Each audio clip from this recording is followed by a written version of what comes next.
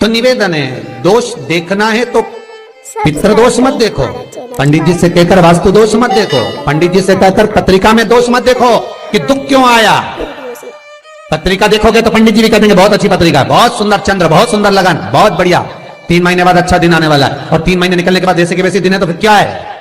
फिर जाकर पंडित जी से पूछा, आपने तो कहा था पत्रिका में सारे ग्रह अच्छे, फिर ये 3 महीने बाद बोल रहे थे कि ये वाला अनुष्ठान कर लेना, ये कर लेना, फिर अच्छे दिन क्यों ना आए, कहां गए।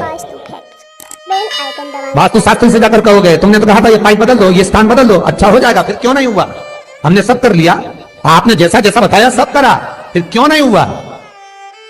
समझ लेना, जब मुसीबत कट नहीं रही है, दुख समाप्त नहीं हो रहा, तो ना तो पितरों का दोष होगा, ना वास्तु का दोष होगा, ना पत्रिका में दोष होगा, ये अपने कर्म का दोष होगा जो व्यक्ति नहीं देख सकता, जो व्यक्ति नहीं देख पाता।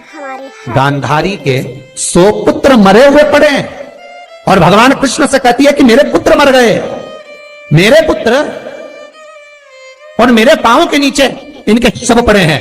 ये क्या है। मैं राजमाता, मैं राजरानी, मैं गांधारी हस्तिनापुर की रानी, और मेरे पुत्र ये शवों के ढेर के रूप में पड़े हैं। ये कृष्ण क्या है। भगवान कृष्ण कहते हैं यही कर्म का दोष है, यही कर्म का दोष है जो तुम पूर्व में कर कर आए हो। सुंदर बनने के लिए तुम एक राजकुमारी थी, सुंदर बनना चाहती थी, हाकिम से कहकर तुमने दवाई बनवाई, उसमें 100 केचुओं को पिसवा कर डाला, वो 100 केचुए जो तुमने मरवाए थे वो तुम्हारे ये पुत्र बनकर आए हैं, तुमने मरवाए थे इसलिए तुम्हारे सामने मरे हुए पड़े हैं। ये कर्म का दोष है।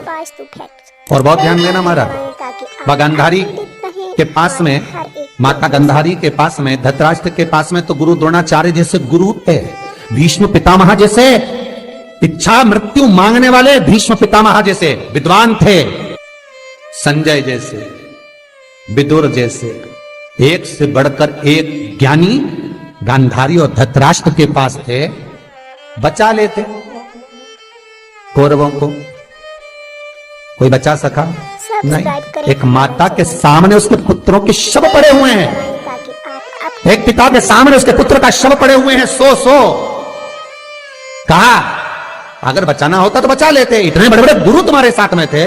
तो गुरु द्रोणाचार्य से कहा गांधारी ने कि आप कुछ करिए। गुरु द्रोणाचार्य कहते हैं मैं सब कुछ कर सकता हूं पर व्यक्ति के कर्म में लिखा हुआ काट नहीं सकता। कर्म का लिखा हुआ जो भोगना है वो केवल एक ही काट सकता है, और वो देवाधिदेव महादेव ही हो सकते हैं। ये गुरु द्रोणाचार्य ने गांधारी को कह दिया था, और केवल एक गांधारी को नहीं बोला है। गुरु द्रोणाचार्य ने, जब गांधारी और कुंती दोनों बैठे हुए थे, गांधारी और कुंती दोनों राजसभा में विराजमान थी, और दोनों ने पूछा ये दुख मिटाइए गुरुवर, हम आपकी शरण में आए हैं, ये दुख समाप्त कर दीजिए, ये कष्ट मिटा दीजिए।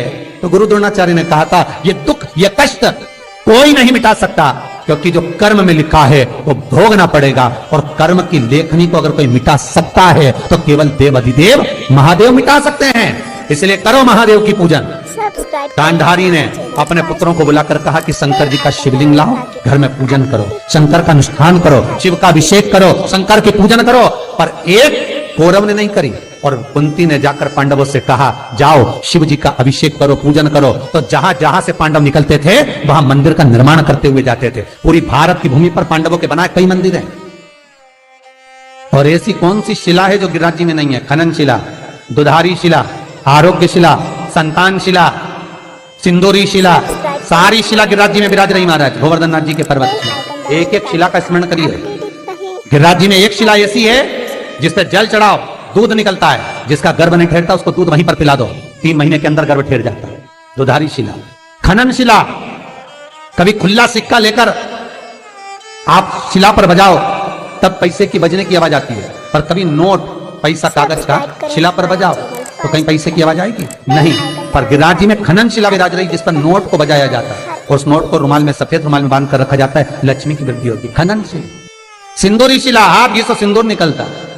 आरोग्य शिला, बहुत बीमार व्यक्ति है, उठकर खड़ा ही नहीं हो रहा, उसका एक जोड़ा कपड़ा ले जाओ और आरोग्य शिला पर घिस कर लिया और उस बीमार व्यक्ति को पहना दो, 2 दिन के अंदर खड़ा होगा।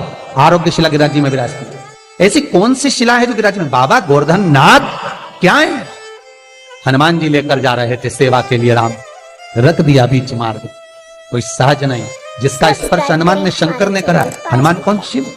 जिसका स्पर्श हनुमान करे हैं स्वयं शंकर ने करा है, जिसका स्पर्श मेरे कृष्ण ने करा है जिसका स्पर्श इंद्र ने करा है, 33 कोटि देवता जिसका स्पर्श करने पधारते हैं, वो गोवर्धन नाथ आज भी विराजमान, उसका स्पर्श